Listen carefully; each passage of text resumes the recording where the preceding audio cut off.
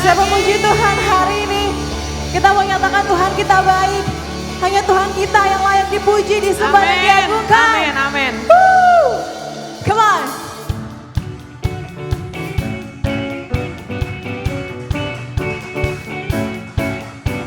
You are God, and we lift you up.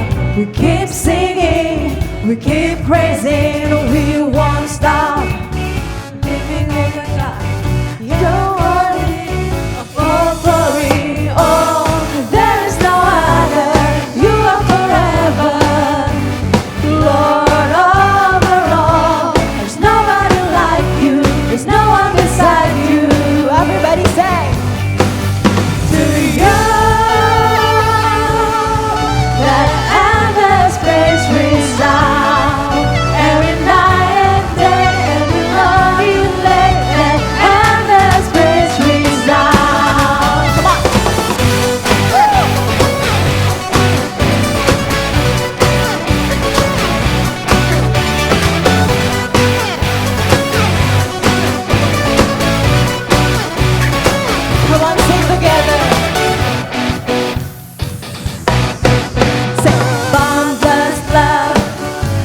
Before the sun, your glory, eternal, never stop. Yes, you never stop. Living all you got, generation, keep singing. Oh, there is no other.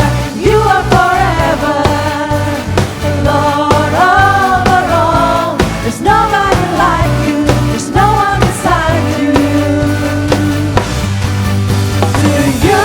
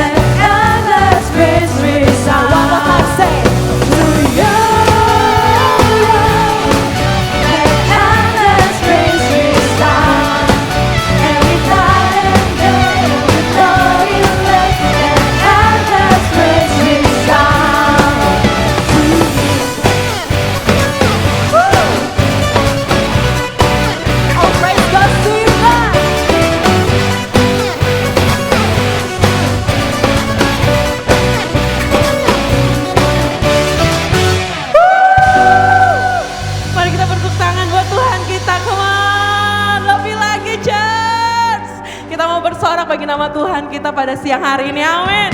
Kita bertepuk tangan yuk di atas. Yeay.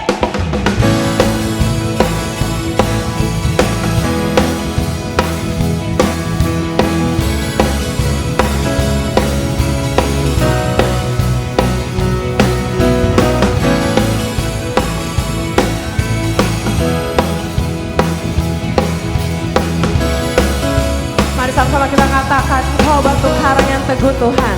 Come on church. Kau batu karang yang teguh. Yes, amin. Kota benteng dan perisaiku.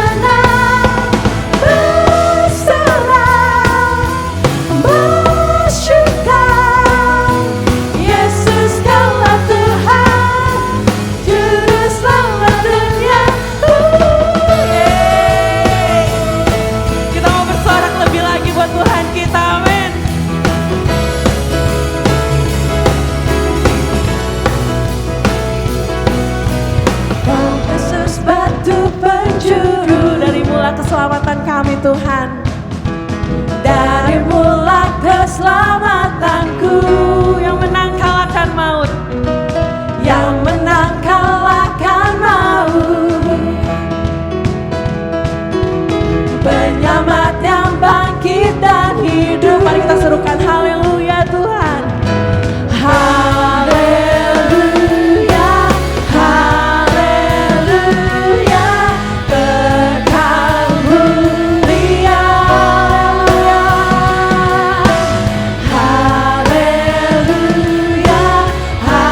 haleluya.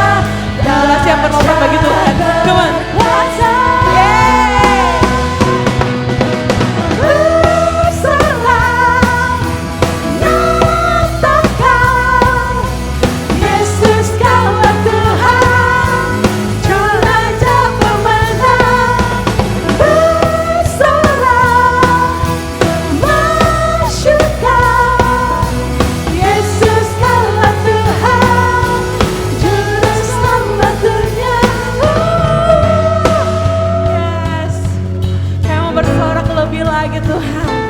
Mari kita bertepuk tangan buat Tuhan kita.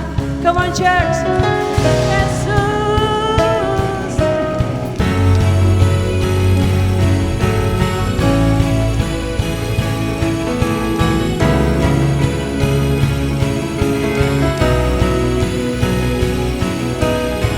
Agung dan perkasa, megah dan percaya, Yesus Tuhan, Yesus Tuhan, tempat perlindungan, kubu pertahanan, Yesus Tuhan, Yesus Tuhan. Agung Kau Tuhan, yes, amen.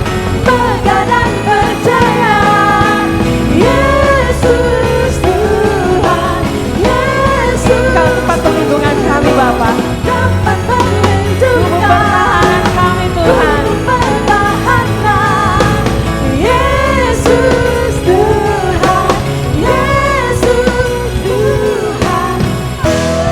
Bersorak, nyatakan, Yesus Kaulah Tuhan, Kau Raja pemenang. Bersorak, masyukkan, Yesus Kaulah Tuhan, Juru Selamat-Nya, agung dan perkasa, megah dan percaya, Yesus Tuhan, Yesus Tuhan, tempat perlindungan, kubu pertahanan, Yesus Tuhan, Yesus Tuhan. Haleluya. Terima kasih Tuhan. Terima kasih Bapa. Terima kasih Yesus. Terima kasih Bapa. Kami bersyukur Tuhan kalau kami boleh ada di tempat ini untuk memuji-Mu, untuk menyembah-Mu Tuhan. Terima kasih Yesus. Kami percaya Engkau, You are the miracle worker.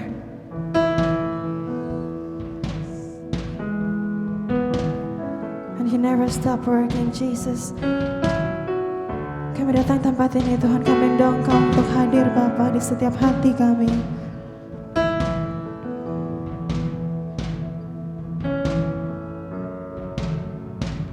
You are here, moving in our midst. I worship You, I worship You. You are here, working in this place. I worship You, I worship You. You are waymaker, miracle worker, promise keeper, light in the darkness. My God, that is who You are. You are waymaker, miracle worker, promise promise keeper, light in the darkness, my God, that is who you are. You are here, touching every heart. Thank you, Jesus. I worship you, I worship you. You are here, healing every heart. I worship you, I worship you. You are here, Turning lives around. turning lives around. I worship you, I worship you. You are here, burning every heart. I worship you, I worship you. Waymaker, miracle worker, promise keeper, light in the darkness, my God, that is who you are. You are waymaker, miracle worker, promise keeper, light in the darkness, my God, that is who you are. You are waymaker, miracle worker, promise keeper, light in the darkness, my God, that is who you are. You are waymaker, miracle worker, promise keeper, light in the darkness, my God, that is who you are. You are waymaker, you are waymaker, miracle worker, promise keeper, light in the darkness, my God, that is who you are. That is who you are. That is who you are. That is who you are. That is who you are. That is who you are. That is who you are. That is who you are. That is who you are. Jesus, that is who you are. I worship you. I worship you, Jesus. You are the miracle worker. You are. I worship you, Jesus.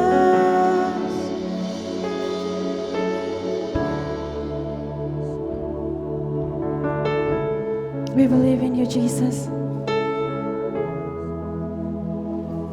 Worship is a weapon, oh God. Penyembahan adalah senjata buat kami setiap umat-Mu untuk melewati situasi-situasi saat ini. Kami percaya penyembahan menyelesaikan masalah kami. Hanya dalam penyembahan kami mengalami kesembuhan. Hanya dalam penyembahan kami mengalami pemulihan demi pemulihan, Bapa. Kami mau katakan bahwa pagi ini kami datang. Penyembahan bukan sebuah rutinitas di Sunday morning. Worship is not just a routine, but it's a must. It's a weapon for us. Dengan penyembahan membawa kita dalam kesembuhan. Kami buka hati kami pagi ini, Bapa. Berikan kami kekuatan dalam penyembahan. Kami percaya ada terobosan dalam penyembahan kami. Penyembahan menyembuhkan setiap penyakit, menggagalkan setiap niat iblis dalam hidup kami. In Jesus name, in Jesus name. Sekalipun kami tidak bisa melihat Bapa, tapi kami percaya you never stop working. You never stop working. We just want to focus on you, Jesus. Melalui penyembahan ini. Even when I don't see if you're working, even when I don't feel if you're working, you never stop working. you never stop working. Even when I don't see if you're working, even when I don't feel if you're working, you never stop working. You never stop working. Even when I don't see it, you're working. Yes, Jesus. Even when I Let's don't declare feel this it, song, you're church. working. You never stop working. You never stop working. Even when I don't see it, you're working. Even when I don't feel it, you're working. You never stop working. You never stop working. Even when I don't see it, you're working. Even when I don't feel it, you're working. You never stop working. You never stop working. Waymaker, miracle worker, promise keeper, light in the darkness. My God, that is who you are. Waymaker, miracle worker, promise keeper, light in the darkness. My God, that is who you are. You are waymaker, miracle worker, promise keeper, light in the darkness. My God, that is who you are. That is who you are, Jesus. Yes, that is who you are, God. That is who you are. That is who you are. That is who you are. That is who you are. That is who you are. That is who you are.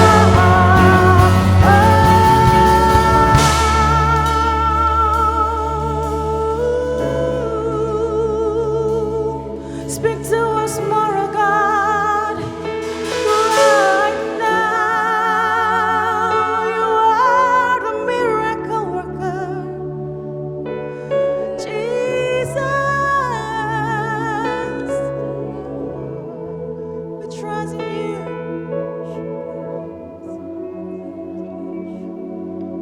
You are the miracle worker.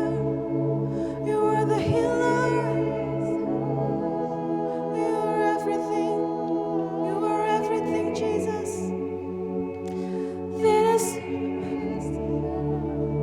That is who you are, Jesus. That is who you are. That is who you are. Even when I don't see it, you never stop working. Even when I don't feel it, you never stop working. Jesus, we need you, God. We need you, Lord. Holy Spirit.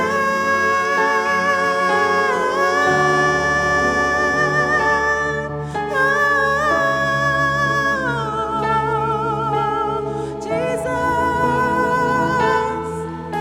we love you.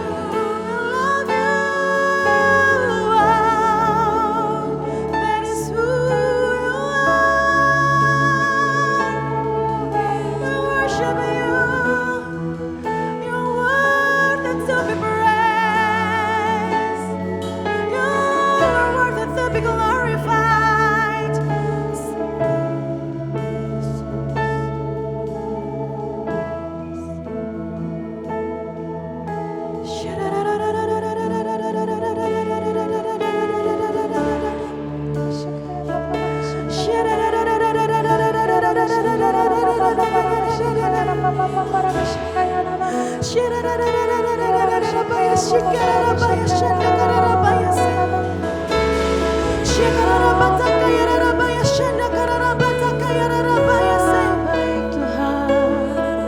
You are the way maker. You are the way maker. You are the way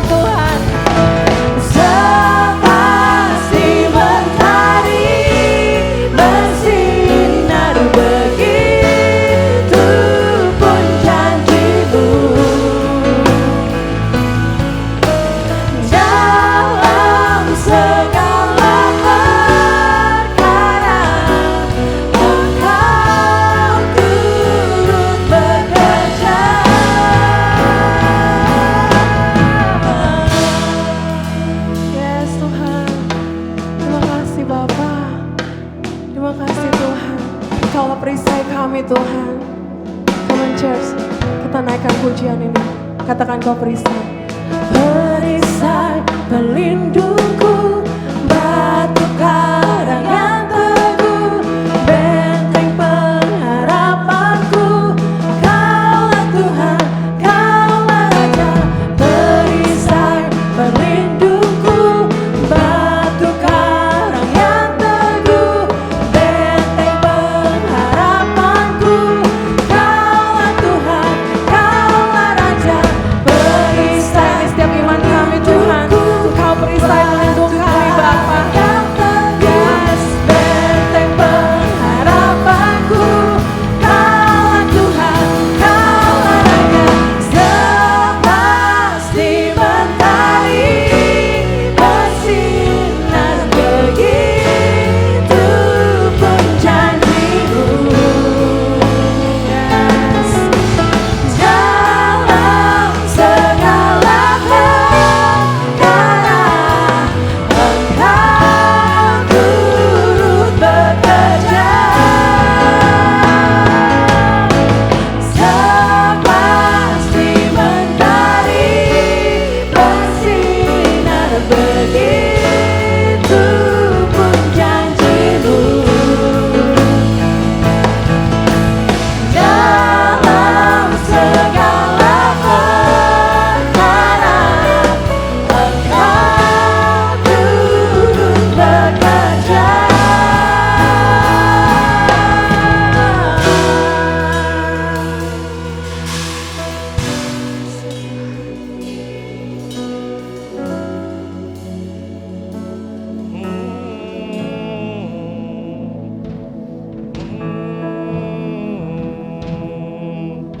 Yes.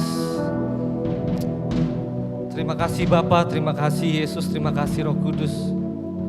Terima kasih buat kesempatan kami boleh memuji-Mu Tuhan, meninggikan-Mu Tuhan di tempat ini Tuhan. Biarlah Kau bertahta di atas setiap pujian umat-Mu Tuhan. Kami bersyukur Tuhan, kami masih boleh ada di tempat ini semua karena kasih karunia Tuhan yang begitu luar biasa atas hidup kami Tuhan. Terima kasih Tuhan. Dalam nama Yesus kami sudah berdoa dan bersyukur. Haleluya. Amin. Oke. Sebelum kita duduk, kita mau beri apresiasi yang terbaik buat teman-teman kita yang sudah melayani di panggung, di kameramen, multimedia maupun yang di belakang. Silakan duduk.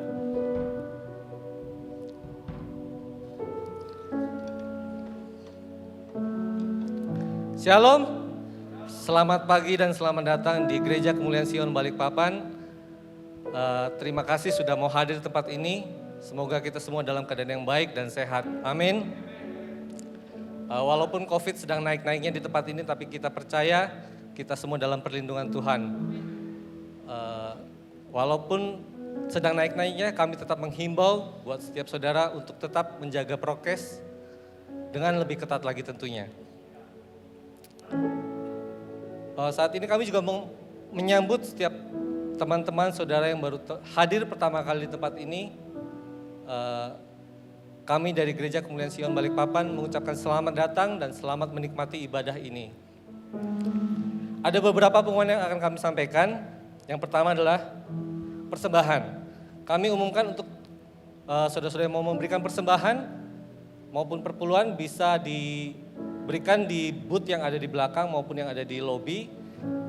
Secara tunai maupun non tunai bisa dilakukan setelah ibadah ini selesai.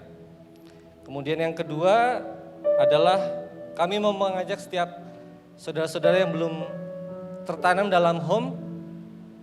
Apa itu home? Home adalah komunitas rohani yang ada di tempat kami. Di gereja ini kami memiliki 4 kategori home, yaitu home single, home family, home campus, dan home starji. Untuk informasi home bisa saudara-saudara dapatkan di booth di belakang setelah ibadah ini selesai. Pengumuman berikutnya adalah kami akan kembali membuka kelas Plan, Serve, dan Lead yang akan diadakan secara online di aplikasi Zoom setiap hari Selasa mulai tanggal 8 Februari Kami menghibau untuk saudara yang rindu untuk bertumbuh, bisa mendaftar melalui link yang ada di layar ataupun di medsos kami. Kemudian berikutnya pengumumannya adalah kita akan mengadakan ibadah perdana Starji. Ya, beri tepuk tangan. Jika tidak ada halangan akan diadakan pada tanggal 19 Februari hari Sabtu jam 5 sore di tempat ini di The Hall Pentasiti. Bagi Bapak Ibu yang memiliki anak di usia remaja, SMP dan SMA bisa join di acara tersebut. Sebagai penutup saya mau bagikan satu ayat firman Tuhan di Lukas 5 ayat 5. Saya akan membacakannya bagi saudara. Lukas 5 ayat 5, Simon menjawab, "Guru, telah sepanjang malam kami bekerja keras dan kami tidak menangkap apa-apa. Tetapi karena Engkau menyuruhnya, aku akan menebarkan jala juga." Dari cerita ini yang bisa kita pelajari dari Simon Petrus adalah taat saja. Ya, percaya saja, yakin saja. Jika Tuhan sudah berfirman, pasti ada berkat Tuhan yang menanti di depan sana. Amin. Mari kita bangkit berdiri dan kita sembah Tuhan Allah kita.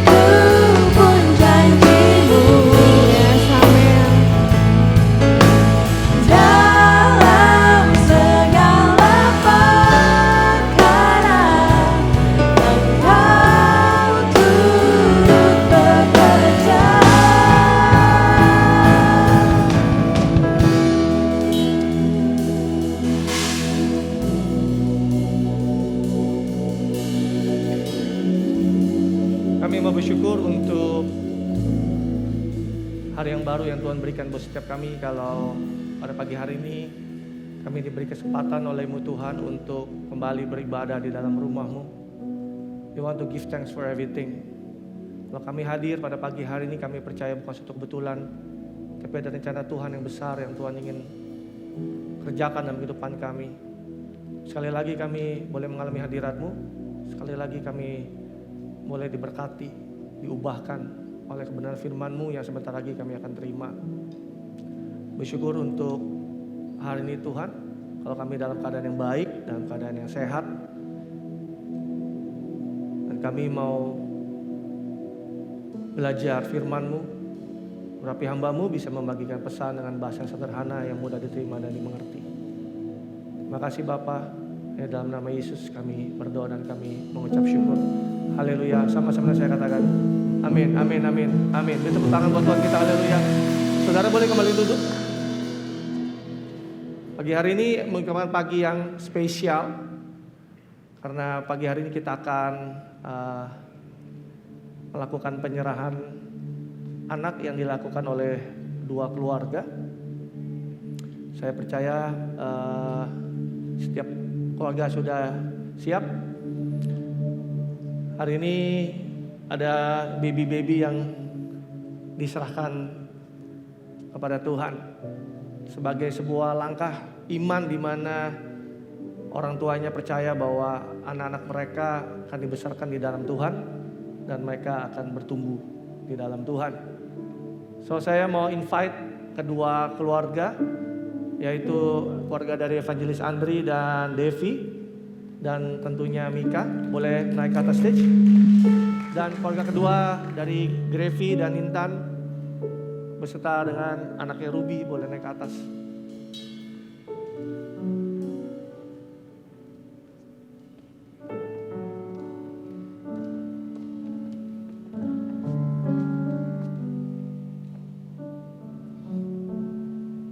Ini cucu-cucu GKS nih. Mari kita arahkan tangan kita yuk ke muka mereka.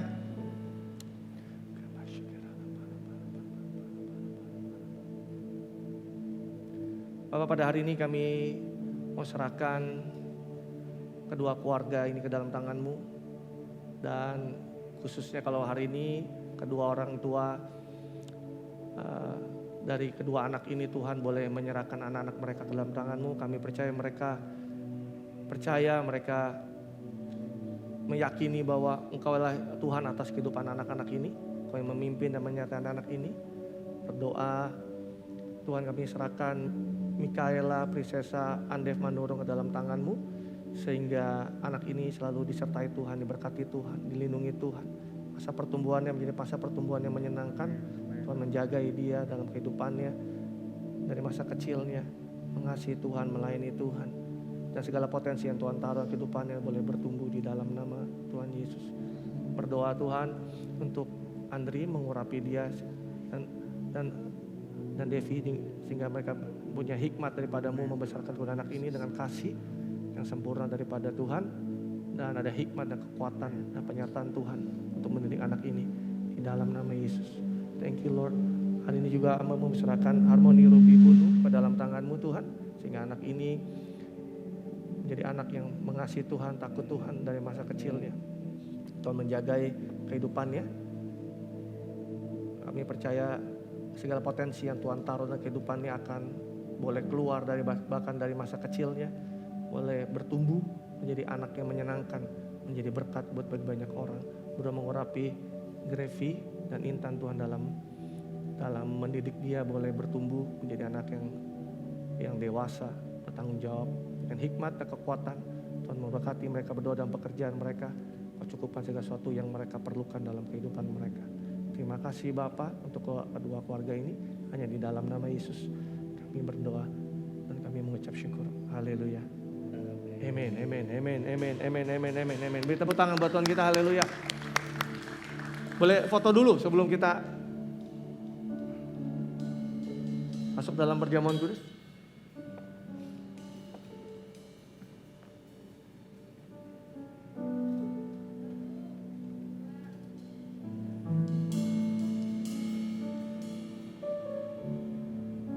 Oke, thank you sekali lagi, beri tepuk tangan buat mereka.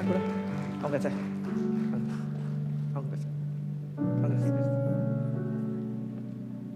Oke, sebentar. Ada sertifikat dan kenang-kenangan dari gereja. Thank you. Beri tepuk tangan buat mereka sekali lagi. Thank you.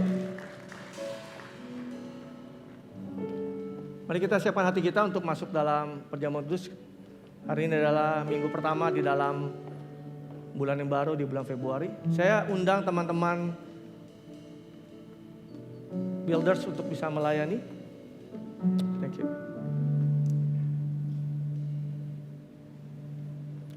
Sepasti mentari bersinar begitu pun janji-Mu. Dalam segala perkara Engkau turut bekerja.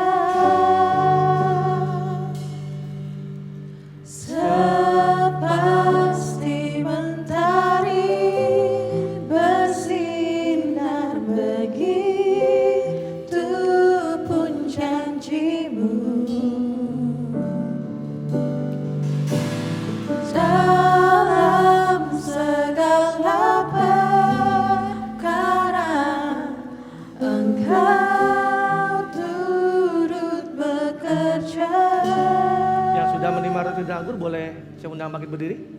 Sepasti Pasti mentari bersinar begitu pun janjimu. Dalam segala perkara Engkau turut bekerja. Cuma bertanya, apakah sudah semua menerima roti dan anggur? Kalau ada yang belum, boleh angkat tangannya. Kalau sudah, mari kita angkat roti ini di tangan kanan kita tinggi-tinggi.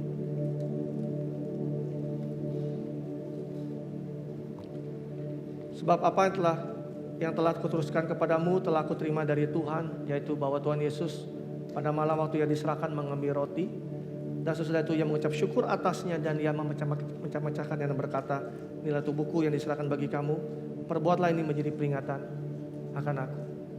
Bukankah roti yang kita pecah-pecahkan ini adalah persekutuan dengan tubuh Kristus? Mari kita makan di dalam nama Yesus.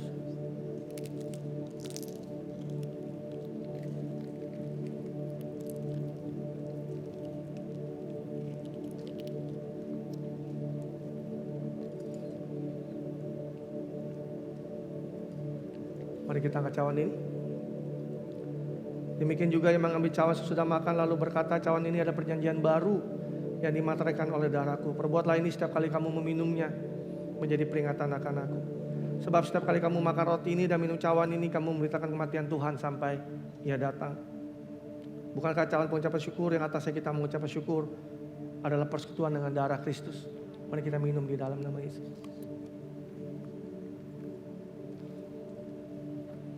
Ambil waktu sejenak untuk mengucap syukur.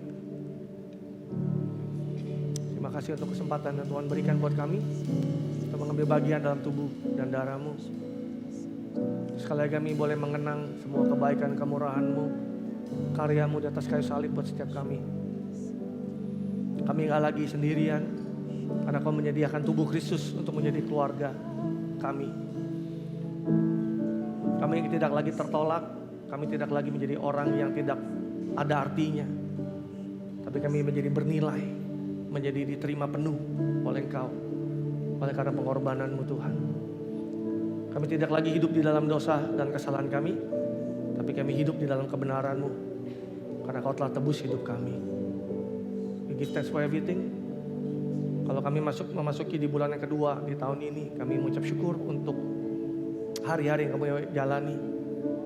Kami melihat kebaikan, kemurahan Tuhan, kesetiaan Tuhan yang sempurna dalam kami. Kami tahu mungkin di antara kami ada hidup yang gak mudah, yang kami boleh jalani, tapi kami percaya ada penyertaan-Mu yang sempurna, ada kekuatan, ada hikmat, ada janji-janji-Mu yang digenapi dalam kehidupan kami, yang membuat kehidupan kami menjadi lebih baik lagi. Terima kasih Bapa, kami mengucap syukur, hanya di dalam nama Yesus kami berdoa dan mengucap syukur. Haleluya. Amin, amin, amin, amin, amin, amin, amin. Beri tepuk tangan buat Tuhan kita, haleluya. Saudara boleh kembali duduk. So, sekali lagi selamat pagi semuanya. Saya bersyukur kita bisa hadir di dalam rumah Tuhan pada pagi hari ini yang mengikuti ibadah secara onsite maupun secara online. Tadi dikatakan bahwa yang positif COVID mulai bertambah-tambah lagi, tapi kita terus berdoa supaya keadaannya boleh segera membaik kembali dan kita bisa menjalani hidup kita dengan lebih baik. Saya percaya bahwa saudara hadir pada pagi hari ini nggak kebetulan, tapi ada purpose Tuhan buat setiap saudara untuk hadir. Atau saudara yang mengikuti ibadah ini secara online, nggak kebetulan saudara mengakses YouTube channel ini dan saudara boleh menangkap sesuatu pada hari ini. Saya mau share sebentar tentang plan, serve, and lead. Ini adalah 3 kelas yang memperlengkapi setiap jemaat di GKS Balikpapan, sehingga mereka dipersiapkan untuk mengalami perjalanan kehidupan yang bertransformasi, yang berubah. Maka dikatakan my transformational journey, perjalanan perubahan transformasi saya atau aku. Gimana kita di gereja ini kita mengencourage setiap jemaat, bukan hanya menjadi jemaat yang hanya datang menghadiri ibadah setiap hari minggunya, tetapi mereka benar-benar tertanam dan mereka melayani dan mereka pada akhirnya mereka memimpin atau memuridkan orang lain. Saya sangat mengencourage setiap saudara yang belum tertanam di dalam gereja lokal, saya sangat mengencourage saudara untuk bisa tertanam di dalam sebuah gereja lokal yang bisa menolong saudara bertumbuh. Dan buat saudara yang sudah tertanam, saya mendorong setiap saudara untuk mulai next steps atau langkah berikutnya, mulai melayani Tuhan. Karena di dalam melayani Tuhan ada begitu banyak hal yang kita bisa pelajari yang membuat kita menjadi dewasa. Kalau saudara sudah melayani Tuhan, saya mendorong setiap saudara untuk mulai dilatih, di training, belajar untuk mulai memimpin. Untuk memuridkan orang lain, karena setiap kita dipanggil oleh Tuhan untuk menjadi seorang yang memuridkan orang lain. Karena firman Tuhan katakan, karena itu pergilah dan jadikan semua bangsa muridku. Jadi sebelum kita memuridkan orang lain, kita harus belajar dulu, dilatih, di training untuk menjadi seorang murid. Katakan amin. Saudara siap untuk belajar firman Tuhan pada hari ini? Mari siapkan catatan saudara, keluarkan catatan saudara. Yang saudara hadir maupun yang menyaksikan secara online. Di bulan Februari ini tema kita adalah obedience atau ketaatan. Kita memasuki tema yang baru. Setiap bulannya kita memasuki ada tema-tema baru yang kita boleh pelajari sepanjang tahun ini. Dengan tema besar kita adalah deeper. Kalau saudara tadi datang naik ke the hall, lalu saudara lihat di LED di belakang saya ada deeper. Karena tema besar kita gereja kita adalah deeper. Dan di bulan ini kita akan belajar tentang obedience. Kita mau belajar lebih dalam tentang ketaatan. Saya akan beri judul khotbah saya pada pagi hari ini adalah all or nothing. Semua atau tidak sama sekali. All or nothing adalah sebuah kalimat yang berarti melakukan sesuatu sepenuhnya atau tidak sama sekali. Saya ulang sekali lagi. All or nothing itu adalah sebuah kalimat yang berarti melakukan sesuatu sepenuhnya atau tidak sama sekali. Tidak ada di tengah-tengah atau kompromi. Nah, saya selalu suka dengan memulai sesuatu dengan definisi supaya kita selalu punya pengertian yang sama. Nah, pagi hari ini saya akan bagikan definisi singkat secara biblikal dari ketaatan. Obedience atau ketaatan is to hear God's word and act accordingly. Ketaatan adalah mendengar firman Tuhan dan bertindak sesuai dengan itu. Katakan sama saya, sesuai. Artinya kalau firman Tuhan bilang A, ya kita lakukan A. Kalau firman Tuhan bilang B, ya kita melakukan B. Itu namanya adalah obedience. Tidak lebih, tidak kurang. Jika dilebihkan, itu berubah menjadi ketidaktaatan. Jika dikurangi, berubah juga menjadi ketidaktaatan. Sekalipun kelihatannya ketika kita menambahinya atau menguranginya itu kelihatannya baik. Sekalipun pada saat kita nambahinya atau menguranginya itu kelihatannya benar. Nah, pagi hari ini saya akan mulai dengan sebuah kisah Saul. Kalau saudara tahu Saul adalah raja Israel. Kita akan belajar tentang bagaimana Saul dengan ketidaktaatannya. Di 1 Samuel 13 ayat 8 sampai 12. Saya bacakan ceritanya seperti ini, kisahnya. Ia menunggu 7 hari lamanya sampai waktu yang ditentukan Samuel. Tetapi ketika Samuel tidak datang ke Gilgal, mulai rakyat itu berserak-serak meninggalkan dia. Sebab itu Saul berkata, bawalah kepadaku korban bakaran dan korban keselamatan itu. Lalu ia mempersembahkan korban bakaran. Baru saja ia habis mempersembahkan korban bakaran, maka tampaklah Samuel datang. Saul pergi menyongsongnya untuk memberikan salam kepadanya. Tetapi kata Samuel, apa yang telah kau perbuat? Jawab Saul, karena aku melihat rakyat itu berserak-serak meninggalkan aku dan engkau tidak datang pada waktu yang telah ditentukan. Maka padahal orang Filistin telah berkumpul di Mikmas. Maka pikirku sebentar lagi orang Filistin itu akan menyerang aku di Gilgal. Padahal aku belum memohon belas kasihan Tuhan. Sebab itu aku memberanikan diri dan mempersembahkan korban bakaran. Saul tidak menunggu Samuel yang padahal pada waktu itu dia adalah seorang imam. Untuk apa? Untuk mempersembahkan korban kepada Tuhan. Nah, pertanyaan adalah apakah salah Saul berdoa? Apakah salah Saul memohon belas kasihan Tuhan? Apakah salah Saul mempersembahkan korban bakaran buat Tuhan? Tentu saja tidak. Tetapi menjadi sebuah kesalahan ketika dia melakukannya tidak sesuai dengan atau tidak tepat seperti yang Tuhan mau. Ketika itu dilakukan tidak sesuai dengan apa yang Tuhan katakan. Di ayat selanjutnya ayat 13 dikatakan, tetap kata Samuel kepada Saul, perbuatanmu itu bodoh. Loh, kalau kita boleh tarik sampai hari ini, kita ketemu seorang imam atau let's say kalau hari ini mungkin seorang pendeta atau pastor. Loh, kok mempersembahkan persembahan, memberikan korban bakaran buat Tuhan, dibilang bodoh. Ini pastornya lulusan sekolah mana, teologi mana? Kok dibilang bodoh? Kok berdoa memohon belas kasihan Tuhan dibilang bodoh? Ayat selanjutnya. Engkau tidak mengikuti perintah Tuhan Allahmu yang diperintahkannya kepadamu. Inilah makanya kenapa disebut bodoh. Sebab sedianya Tuhan mengokohkan kerajaanmu atas orang Israel untuk selama-lamanya. Samuel ngomong bodoh. Kenapa? Karena kamu tidak mengikuti perintah Tuhan Allahmu yang diperintahkannya kepadamu. Satu kali lagi Tuhan memberikan perintah kepada Saul melalui Samuel untuk menumpas tuntas bangsa Amalek dari raja sampai ternak-ternaknya. Tetapi ceritanya justru Saul malah menyelamatkan raja Amalek yang bernama Agag. Dan justru dia menyimpan kambing domba dan lembu-lembu yang terbaik dan tambun. Anak domba dan segala yang berharga disimpan oleh dia padahal harusnya ditumpas semua. Dan sekali lagi Samuel menegur Saul di 1 Samuel 15 ayat 19 sampai 21. Saya minta saudara perhatikan ini. Mengapa engkau tidak mendengarkan suara Tuhan? Mengapa engkau mengambil jarahan dan melakukan apa yang jahat di mata Tuhan?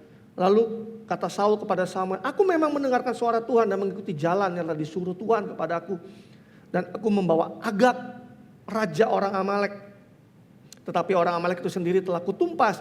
Tetapi raja mengambil jarahan itu kambing domba dan lembu-lembu yang terbaik dari yang dikhususkan untuk ditumpas itu untuk mempersembahkan korban kepada Tuhan Allahmu di Gilgal. Apakah salah menyediakan kambing domba, lembu yang terbaik untuk dipersembahkan sebagai korban untuk Tuhan? Tentu saja tidak. Tapi itu berubah menjadi ketidaktaatan ketika tidak dilakukan sesuai dengan apa yang Tuhan katakan. Di ayat selanjutnya, ini ayat yang sudah saya percaya saudara banyak mendengarnya dan menerimanya. Di bahasa Indonesia masa kini yang saya ambil. Tetapi Samuel berkata, manakah yang lebih disukai Tuhan? Ketaatan atau kurban persembahan? Taat kepada Tuhan lebih baik daripada mempersembahkan kurban. Patuh lebih baik daripada lemak domba. So, sederhananya, obedience simply means doing what God says. Ketaatan sesederhana melakukan apa yang Tuhan katakan. Katakan amin. So about obedience, kalau talk about obedience, it simply means doing what God says. Jangan ditambahi, jangan dikurangi, jangan diimprovisasi, jangan dimodifikasi sehingga kita tidak tepat melakukan seperti apa yang Tuhan katakan. Katakan amin. So all or nothing. Kalau pada saat kita mau taat, kita lakukan all out, or nothing. Karena pada saat kita mencoba memodifikasinya atau kita mencoba dengan mengimprovisasikan itu menjadi nothing, menjadi sebuah ketidaktaatan. Nah, proses ketaatan ini mulai dari pada saat kita mendengarkan firman Tuhan, mendengarkan apa yang Tuhan katakan buat setiap kita. Kalau kita tidak pernah mendengar, bagaimana kita bisa tahu apa yang Tuhan katakan? Bagaimana kita bisa tahu apa yang Tuhan kehendaki dalam kehidupan kita? Kalau kita nggak pernah dengar. Nah, kalau kita nggak tahu apa yang Tuhan katakan, nggak tahu apa yang Tuhan kehendaki, nah bagaimana kita bisa melakukannya? Jadi prosesnya adalah kita mendengarkan dulu apa yang Tuhan katakan buat setiap kita. Yesus berkata di Yohanes 10 ayat 27 dikatakan, domba-dombaku mendengarkan suaraku.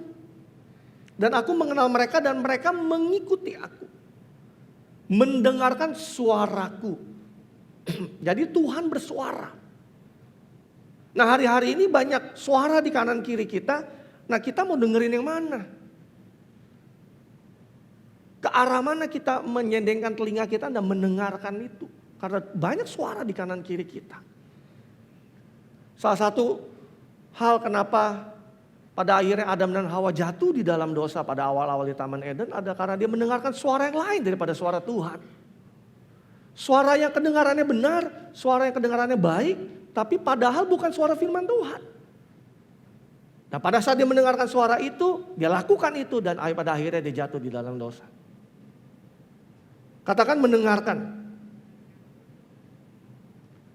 Selanjutnya dikatakan aku mengenal mereka dan mereka mengikuti aku. Setelah mendengarkan selanjutnya adalah melakukan atau mengikuti. Jadi mendengarkan itu harus diikuti dengan melakukan atau mengikuti. So, talk about obedience itu bukan suatu hal yang pasif, bukan sesuatu yang sifatnya diam, tetapi berupa tindakan, berupa sesuatu yang kita harus lakukan, sesuatu yang harus kita kerjakan, bukan sesuatu yang kita hanya diamkan saja. Pagi hari ini kita bisa mendengarkan pesan ini dan saudara menangkap pesan Tuhan, tapi bukan hanya sekedar mendengarkan saja, tetapi ketika saudara selesai, saudara pulang dari ibadah ini, lakukan, kerjakan. Katakan amin. Nah kita akan belajar lebih dalam tentang ketaatan. Pagi ini saya mau share tentang 3 hal atau 3 poin. Poin yang pertama tentang ketaatan. Ketaatan sama dengan pikiran yang selaras. Ketaatan adalah keselarasan antara pikiran kita dengan pikirannya Tuhan. Jadi setiap tindakan ketaatan kita itu menyatakan area pikiran kita yang selaras dengan pikirannya Tuhan. Sebaliknya setiap ketidaktaatan itu yang kita lakukan itu menandakan bahwa ada ketidakselarasan antara pikiran kita dengan pikiran Tuhan di area itu. Dengan kata lain, semakin pikiran kita selaras dengan pikiran Tuhan, semakin mudah buat kita untuk taat. Kalau kita semakin selaras pikiran kita dengan pikiran Tuhan, ketaatan itu bukan suatu pergumulan. Ketaatan itu bukan suatu hal yang sulit kita lakukan. Sebaliknya kalau orang sulit taat sama Tuhan, artinya ada pikiran yang belum diselaraskan, belum diperbaharui, atau masih menggunakan pikiran yang lama. Nah jangan sampai pikiran kita yang belum diperbaharui dan diselaraskan itu menghalangi ketaatan kita sama Tuhan. Saya yakin percaya kalau setiap saudara pada hari ini saya tanya, siapa yang mau taat sama Tuhan? Pasti semua angkat tangan. Saya gak perlu tanya. Pasti semua angkat tangan. Tapi pertanyaannya pada saat kita berhadapan dengan suatu hal pilihan antara kita mau taat sama enggak. Itu pikiran kita sangat menentukan. Kalau pikiran kita sudah diselaraskan dengan pikirannya Tuhan melalui firman-Nya, mudah buat kita untuk mengerjakan itu. Tetapi sebaliknya pada saat kita tidak melakukan itu, karena ada pikiran kita yang belum selaras. Contohnya gini, saya mau share pengalaman saya. Dari sejak saya bertobat dan lahir baru, 22 sampai 23 tahun yang lalu. Dan saya menerima kebenaran firman Tuhan mengenai perpuluhan. Sampai hari ini puji Tuhan gak ada 1 bulan pun yang terlewatkan saya gak memberikan atau mengembalikan perpuluhan. Ketika pikiran saya diselaraskan, ketika pikiran saya diperbaharui, waktu saya menerima kebenaran itu dan gak ada basa-basi, gak ada babi ibu, I'll do it. Saya lakukan itu, faithfully. Mulai jauh sebelum saya menjadi seorang pendeta, menjadi pastor, saya masih seperti jemaat, seperti saudara. Yang duduk setiap minggu, hari minggu beribadah. I'll do it, I do that. Saya kerjakan itu. Ketika apa? Ketika pikiran saya menerima kebenaran firman Tuhan. Apalagi sekarang sudah menjadi pastor tentunya. Nah, saya mengalami janji-janji Tuhan sendiri dalam kehidupan saya. Saya melihat bagaimana waktu pertama kali saya tahu kebenaran ini dan saya melakukan atau mengembalikan perpuluhan itu. Sampai hari ini saya melakukan itu. Nilai, kalau bicara tentang nilai uang yang saya kembalikan, itu ratusan kali lipat daripada yang saya pertama kali memberikan perpuluhan. Saya mengalami janji-janji Tuhan yang Tuhan janjikan dalam buat kehidupan kita. Artinya Tuhan semakin mempercayakan berkat-Nya kepada setiap kita. Apakah itu menjadi beban buat saya? No, saya suka cita melakukannya. Kenapa bisa begitu? Karena pikiran saya sudah diselaraskan. Begitu saya tahu kebenaran dan gak ada kompromi sama sekali. Saudara pernah gak mengalami satu kejadian di mana waktu saat mau memberikan persembahan, dompet saudara tinggal 10.000. Saya pernah ngalami itu awal-awal pertobatan saya.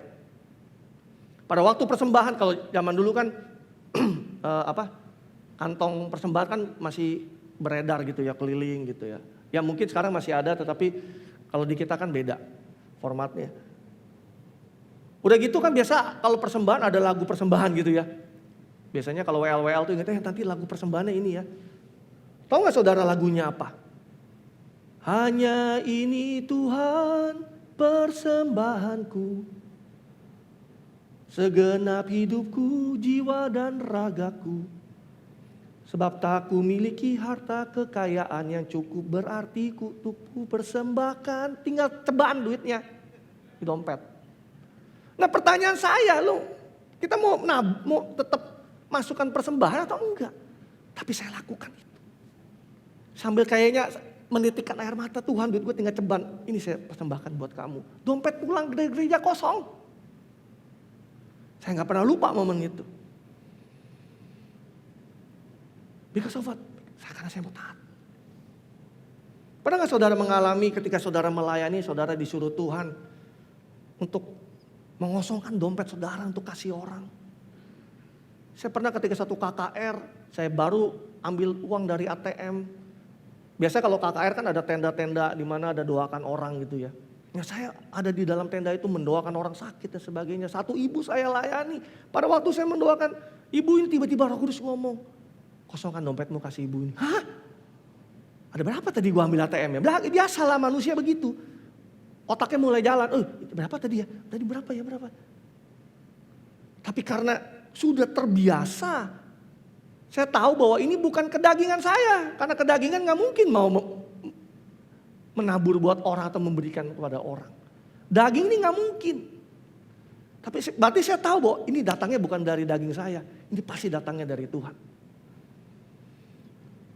Lalu setelah saya doakan ibu itu, saya keluarkan dompet, saya gak lihat lagi angkanya, pokoknya ada berapa saya kasih ibu ini.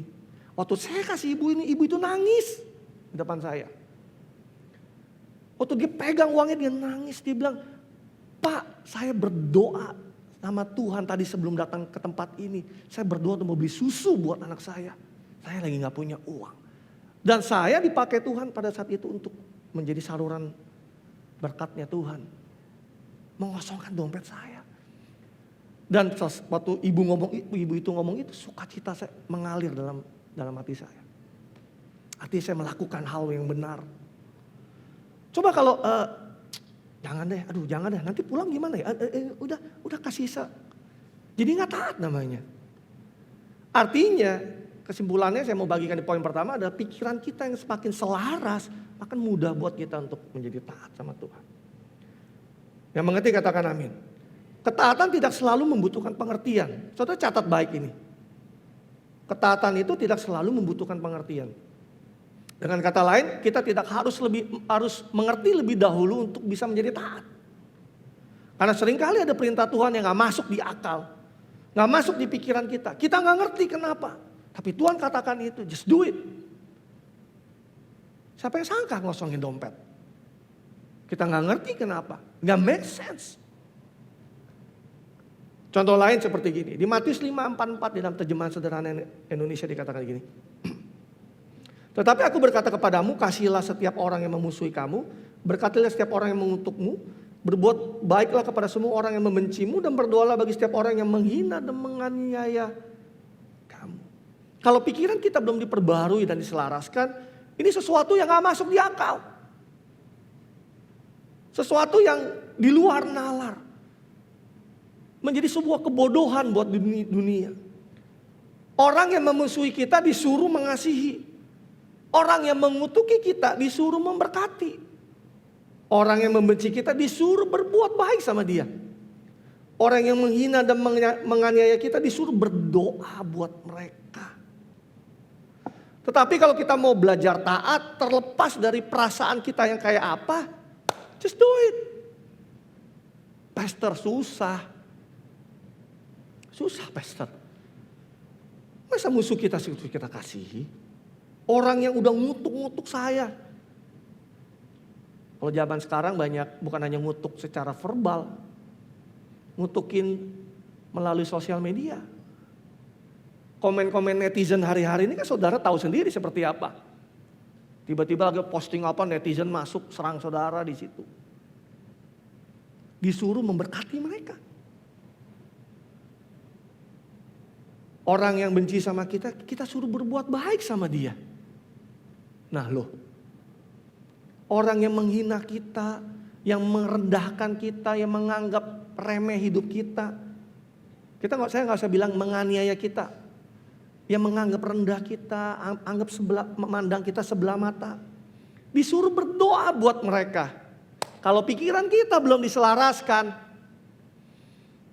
enggak tuh. Nggak mungkin, nggak mau. Enggak, susah, enggak. Nggak mau Tuhan, nggak mau. Pertanyaan saya, kita mau taat sama Tuhan atau taat sama perasaan kita? Tapi kalau pikiran kita diselaraskan, maka kita bisa taat. Makanya ketaatan adalah pikiran yang diselaraskan. Musuh ketaatan seringkali adalah nalar, perasaan, fakta, alasan, pengalaman, keahlian manusia. Ingat kisahnya Simon Petrus tadi yang dibagikan oleh Niko. Semalam-malaman guru kami sudah menangkap ikan, menjala ikan dan gak dapat apa-apa. Dengan kata lain, menurut pengalaman saya sebagai seorang nelayan yang sudah bertahun-tahun menangkap ikan di danau ini, kalau sudah semalam-malaman gak dapat ikan, pagi menjala ikan pun gak akan dapat. Jangan sampai pengalaman keahlian seseorang menghalangi ketaatan kita sama Tuhan. Jangan sampai perasaan sakit pastor, gak enak ini perasaannya. Tapi Tuhan bilang ampuni. Enggak. Saya pernah ketemu beberapa orang melayani ketika ampuni yuk. Enggak, gak bisa pastor. Ya ampun, segitu susahnya mengampuni orang lain. Gimana bisa terobosan atau mengalami terobosan dalam hal yang lain kalau urusan Tuhan bilang ampuni, berkati. Doakan. Itu baru adalah tanda anak-anak Tuhan yang sejati. Kemarin saya share di TBN, ketaatan adalah a sign of a mature disciples. Ketaatan adalah tanda dari seorang murid yang dewasa. Pada saat kita dewasa, kita menjadi orang yang mudah untuk taat. Bagaimana pertanyaannya Pastor, gimana pikiran kita selaras dengan firman Tuhan? Firman Tuhan dong. Makanya pentingnya merenungkan firman Tuhan setiap hari. Jadi pikiran kita terus diberi makan oleh firman Tuhan. Terus di fine tuning. Mulai ngaco ada yang tuning. Values kita dirubah, mindset kita diselaraskan. Melalui apa? Firman Tuhan. Pastor dari dulu khotbahnya begitu-begitu aja tentang firman. Iya memang begitu. Dasarnya memang itu. Gak ada yang lain. Saya udah beribadah bertahun-tahun, belasan tahun, puluhan tahun di gereja Tuhan. Khotbahnya itu. Iya memang itu. Firman Tuhan yang menyelaraskan pikiran kita. Memperbaharui pikiran kita. Sehingga kita mudah buat kita untuk taat. Amin. Yang kedua, ketaatan adalah sama dengan kedewasaan. Spiritual maturity tied to obedience, not time. Pastor John Bevere yang ngomong gitu. Kedewasaan rohani terikat pada ketaatan, bukan pada waktu. Kedewasaan secara fisik terikat dengan waktu. Artinya seiring dengan berjalannya waktu, seseorang menjadi bertumbuh, menjadi lebih besar, menjadi mempunyai fisik orang dewasa. Tetapi kedewasaan orang secara rohani terikat dengan ketaatan. Artinya semakin seorang dewasa secara rohani, semakin taat juga dia. Are you with me? Tetapi kalau dia masih bayi dan anak rohani, bergumul di dalam ketaatan. Semakin kita taat, itu semakin menunjukkan kedewasaan kita. Obedience is a sign of spiritual maturity. Ketaatan adalah sebuah tanda kedewasaan rohani.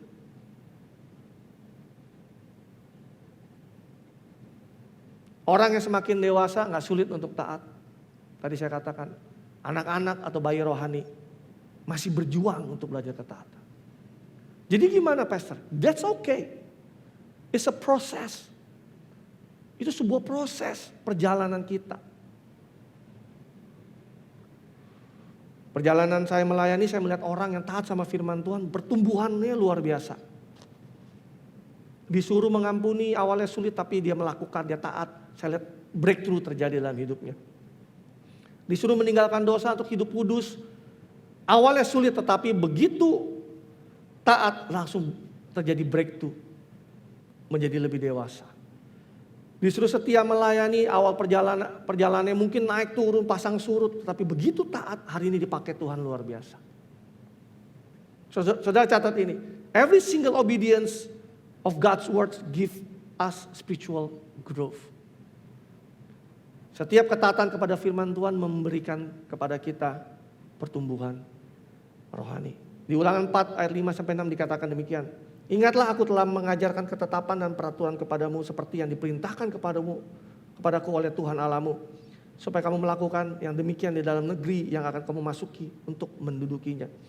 Lakukanlah itu dengan setia sebab itulah yang akan menjadi kebijaksanaanmu dan akal budimu. Di mata bangsa-bangsa yang pada waktu mendengar segala ketetapan ini akan berkata, memang bangsa yang besar ini adalah umat yang bijaksana dan berakal budi.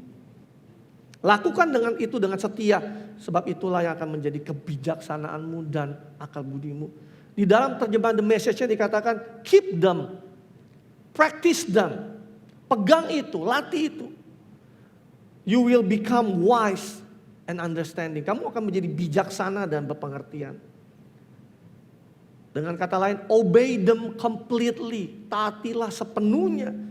You will become wise and understanding. Apa yang Tuhan katakan kepadamu, keep them, practice them, obey them completely. Maka kamu akan menjadi bijaksana dan berpengertian. Dari waktu ke waktu kita akan menjadi lebih bijaksana. Dari waktu ke waktu kita akan menjadi lebih berpengertian. Ada understanding yang ditambahkan. Makanya kalau kita melihat orang yang semakin bijaksana dan berpengertian, kita tahu bahwa berapa proses ketaatan yang dia berjalani bersama dengan Tuhan. Sampai dia bisa ada di titik itu. Karena ketaatan itulah membuat dia dewasa. Semakin berhikmat. Semakin wise. Dan semakin punya understanding. Katakan amin. Yang ketiga yang terakhir. Ketaatan sama dengan mencapai tujuan Tuhan. Ketika kita memilih ketaatan, kita memilih tujuan Tuhan di dalam kehidupan kita. Setiap langkah ketaatan kita membawa kita satu langkah lebih dekat dengan tujuan Tuhan di dalam kehidupan kita. Demikian sebaliknya, setiap langkah ketidaktaatan kita membawa kita melenceng dari tujuan Tuhan atau menunda kita untuk bisa mencapai tujuan Tuhan. Saya pernah bagikan ini. Percaya mengantarkan kita kepada keselamatan yang Tuhan sediakan. Tetapi ketaatan mengantar kita kepada tujuan yang Tuhan sediakan. Kalau kita percaya, kita menerima keselamatan yang Tuhan berikan buat setiap kita. Tapi ketaatanlah yang bisa membawa kita sampai kepada tujuan Tuhan di dalam kehidupan kita. Nah, keinginan Tuhan adalah kita bukan hanya menjadi orang yang percaya, orang yang sekedar selesai diselamatkan, tetapi kita menjadi orang yang bisa sampai kepada tujuan Tuhan di dalam kehidupan kita. Dan itu hanya bisa dicapai dengan yang namanya ketaatan. Every single obedience, every little obedience, ketaatan yang kecil yang kita lakukan setiap hari, itu yang membawa kita sampai kepada tujuan Tuhan. Obedience determines destiny. Ketaatan itu menentukan tujuan. Ingat kisah tadi Simon Petrus? Ayat yang tadi Niko bagikan. Pada waktu Simon Petrus perahunya dipinjami oleh Yesus untuk mengajar. Dan pada waktu Yesus selesai mengajar, Yesus minta kepada Simon Petrus untuk bertolaklah ke tempat yang lebih dalam untuk menebarkan jala. Di Lukas 5 tadi ayat 4 dan 5 dikatakan, setelah selesai bicara ia berkata kepada Simon, bertolaklah ke tempat yang dalam dan tebarkanlah jalamu untuk menangkap ikan. Simon menjawab, Guru, telah sepanjang malam kami bekerja keras dan kami tidak menangkap apa-apa. Tetapi karena Engkau menyuruhnya, aku akan menebarkan jala juga. Simon Petrus taat, sekalipun perintah Yesus gak make sense buat dia. Dia taat, dia lakukan itu. Dan ketaatannya itu membawa dia sampai kepada destiny yang Tuhan taruh dalam kehidupannya. Yang menarik ayat selanjutnya di ayat 9 dan 11. Sebab ia dan semua orang yang bersama-sama dengan dia takjub karena banyaknya ikan yang mereka tangkap. Demikian juga Yakobus, Yohanes, anak-anak Zebedius yang menjadi teman Simon. Kata Yesus kepada Simon, jangan takut, mulai dari sekarang engkau akan menjadi penjala manusia. Dan sesudah mereka mengelap perahu-perahunya ke darat, mereka pun meninggalkan segala sesuatu lalu mengikut Yesus. Saya lagi berandai-andai, kalau pada waktu itu Simon Petrus nggak taat aja,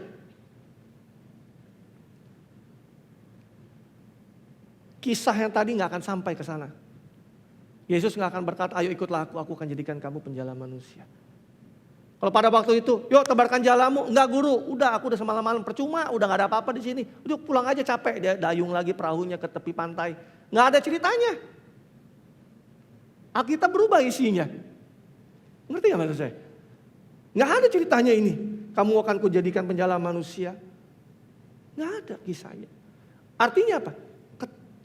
Obedience atau ketaatan determines destiny.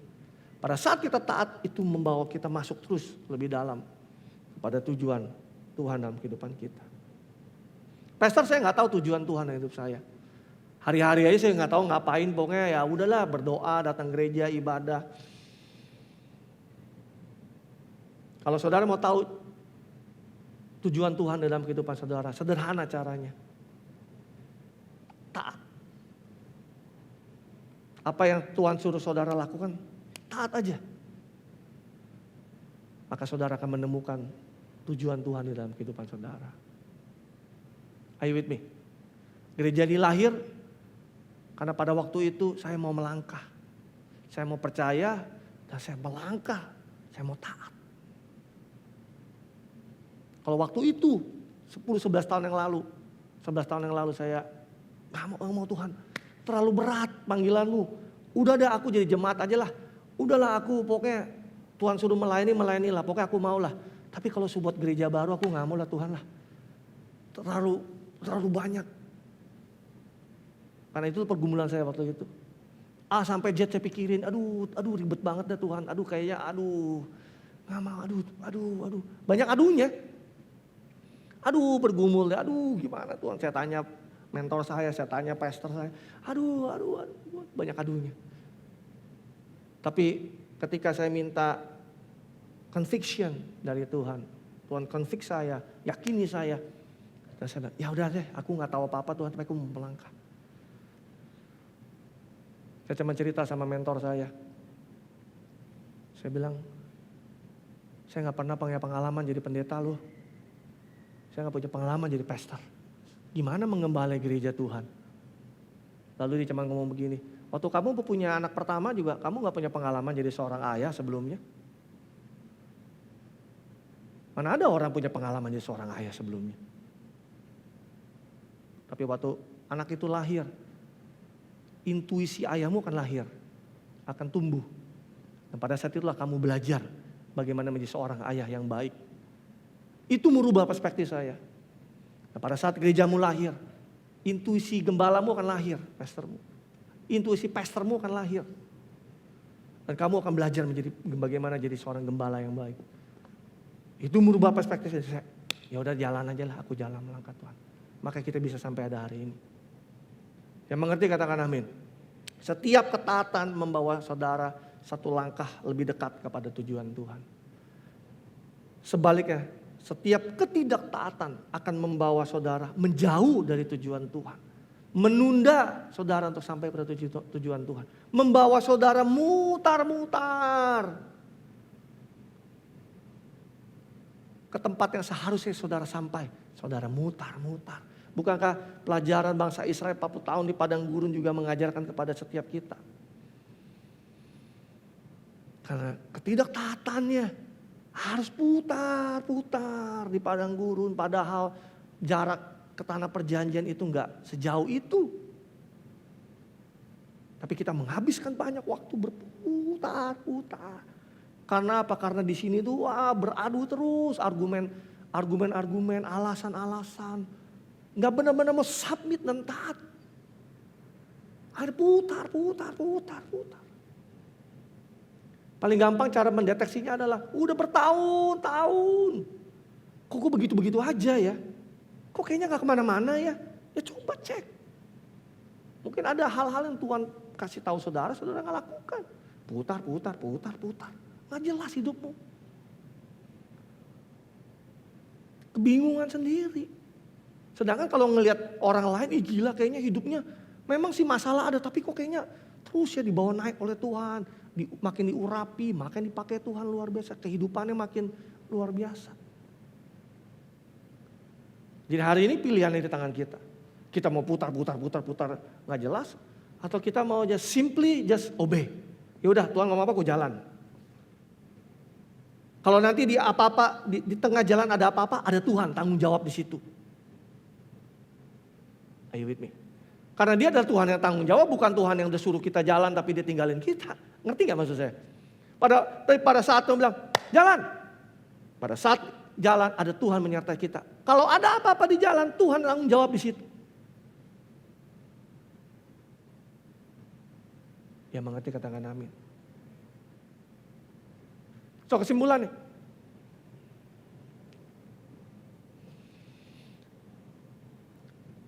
Sebagai penutup saya mau katakan ini. Setiap ketaatan atau ketidaktaatan itu mengandung konsekuensi.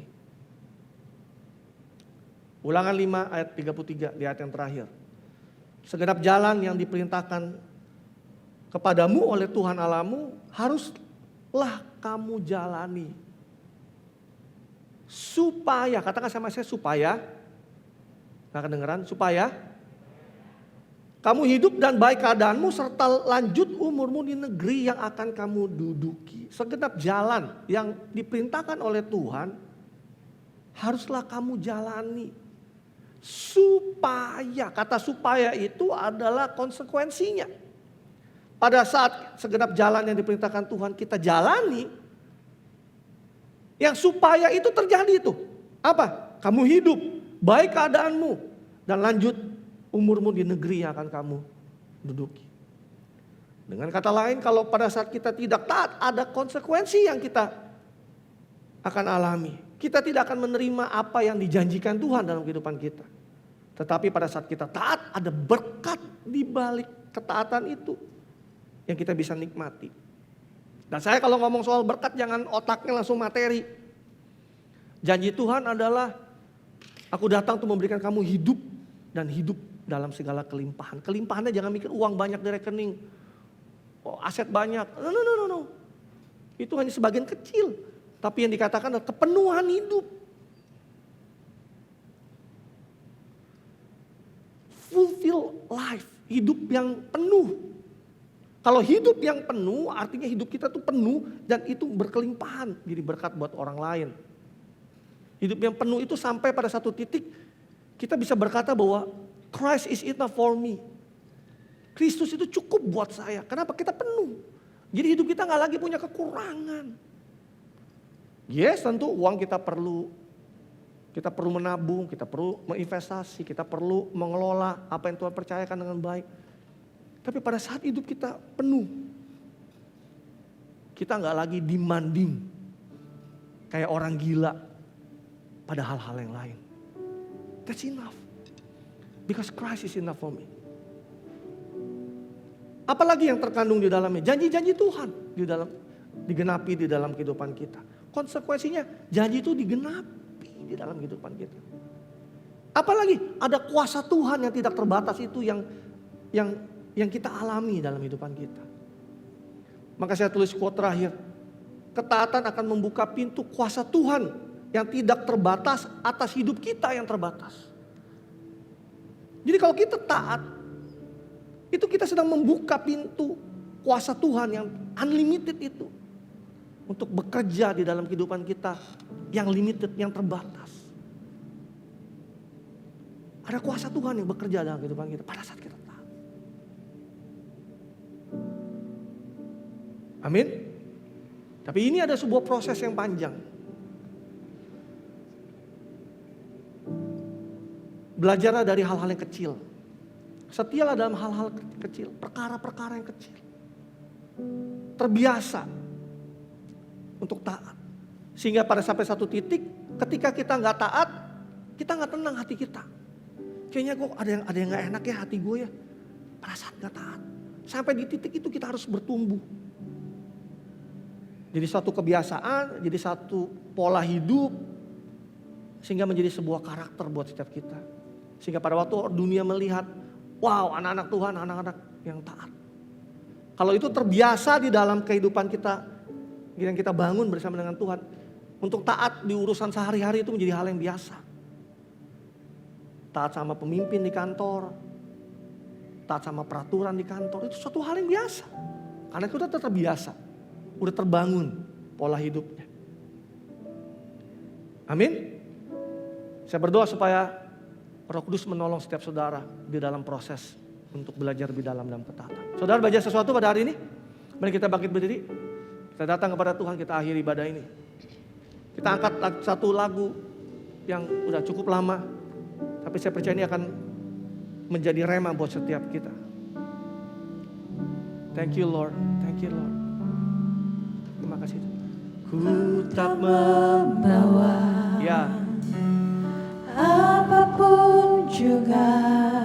Terima kasih Tuhan. Saat ku datang ke dunia, ku tinggal semua. Pada akhirnya saat ku kembali ke surga, inilah yang ku punya. Inilah yang ku punya, hati sebagai hamba yang mau taat dan setia padamu Bapa. Kemanapun ku bawa, hati yang menyembah dalam roh dan kebenaran sampai selamanya. Katakan inilah yang ku punya. Inilah yang ku punya, hati sebagai hamba yang mau taat dan setia padamu Bapa. Kemanapun ku bawa, hati yang menyembah dalam roh dan kebenaran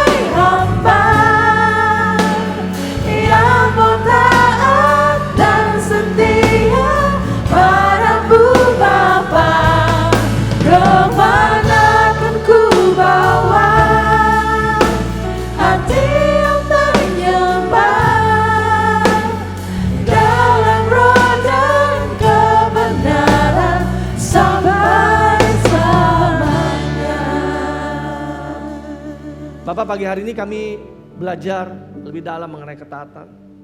Kami nggak tahu udah berapa banyak di antara kami semua yang udah mendengar khotbah tentang ketaatan. Tapi kami hari ini izinkan kami untuk menerima sesuatu yang berbeda dan melakukan sesuatu yang berbeda. Kami mau bahwa mulai saat ini kami bukan hanya mau mendengarkan suaramu saja, tetapi kami mau jadi orang yang melakukan dan mengikuti apa yang kau kehendaki dalam kehidupan kami, Tuhan. Ajari kami, tolong kami Roh Kudus dalam keseharian kami. Ajar kami untuk setia dalam hal perkara-perkara kecil yang Tuhan bawa di hadapan kami. Kami belajar taat. Ingatkan kami Roh Kudus kalau kami mungkin lupa atau kami mulai mengambil keputusan yang salah atau kami lalai.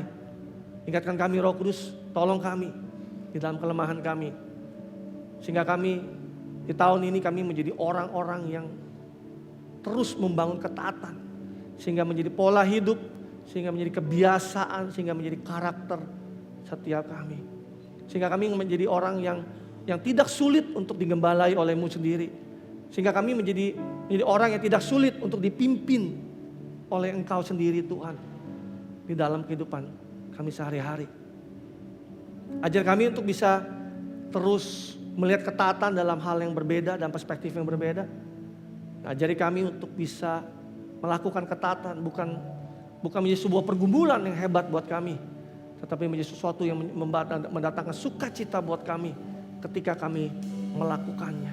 Pimpin kami Roh Kudus, tolong kami sehingga di tahun ini kami semakin menjadi pribadi yang lebih dewasa lagi. Kami berdoa buat hari ini setiap jemaat-Mu yang hadir, memberkati setiap mereka, bahkan mereka yang menyaksikan ibadah ini secara online dimanapun mereka berada. Hamba memberkati mereka dalam pekerjaan, dalam keluarga, dalam pernikahan, dalam bisnis, dalam sekolah, dalam pelayanan, dalam keuangan, dalam kesehatan Tuhan. Di dalam nama Yesus. Kalau hari-hari ini angka COVID yang makin meningkat kembali, kami berdoa Kau yang menjagai keluar masuk kami. Kami percaya ada perlindungan Tuhan yang sempurna. Kau yang mengingatkan kami untuk terus berjaga-jaga senantiasa. Terima kasih Tuhan. Dan hari ini kalau ada di antara teman-teman saudara kami yang mengalami sakit penyakit, kami mau melepaskan kesembuhan dan mujizat Tuhan dari tempat ini di dalam nama Yesus. Kalau di antara mereka ada yang positif COVID, kami berdoa, kami lepaskan kesembuhan di dalam nama Yesus. Ada kuasa Tuhan bekerja, ada mujizat Tuhan terjadi atas setiap mereka di dalam nama Yesus. Kalau di antara mereka hari-hari ini ada di persimpangan jalan untuk mengambil keputusan dalam hidup mereka, Tuhan tolong sehingga keputusan mereka adalah keputusan yang sesuai apa yang dikehendak-Mu. Kalau ada yang pergumulan dalam hubungan, Tuhan pulihkan. Kalau ada yang dalam pergumulan dalam hal keuangan, Tuhan yang buka pintu buat terobosan. Berdoa supaya ada pikiran-pikiran yang diterobos Tuhan. Ada kebenaran-kebenaran yang memperbaharui mindset, pikiran setiap kami. Terima kasih Tuhan. Berdoa untuk Indonesia. Ada damai sejahtera buat Indonesia, untuk Balikpapan. Ada damai sejahtera atas kota ini dalam nama Yesus. Berdoa untuk pemimpin-pemimpin kami, sehingga mereka boleh mengambil keputusan-keputusan tepat, yang bijaksana, yang boleh menguntungkan banyak orang. Terima kasih Bapak. Dan jemaat Tuhan, sebelum kita akhiri ibadah ini, mari angkat kedua tanganmu dan terimalah berkat Tuhan. Terimalah berkat dari Allah Bapa melalui putra terkasih Tuhan kita Yesus Kristus, dan melalui persekutuan indah bersama Roh Kudus yang selalu mengajari kita untuk taat, untuk selalu mendengarkan dan melakukan setiap perintah Tuhan dalam kehidupan kita. Mulai dari hari ini sampai selama-lamanya. Dan setiap kita yang telah diberkati Tuhan, sama-sama dan saya katakan amin, amin, amin. Beri tepuk tangan buat Tuhan kita, haleluya. God bless you, happy Sunday.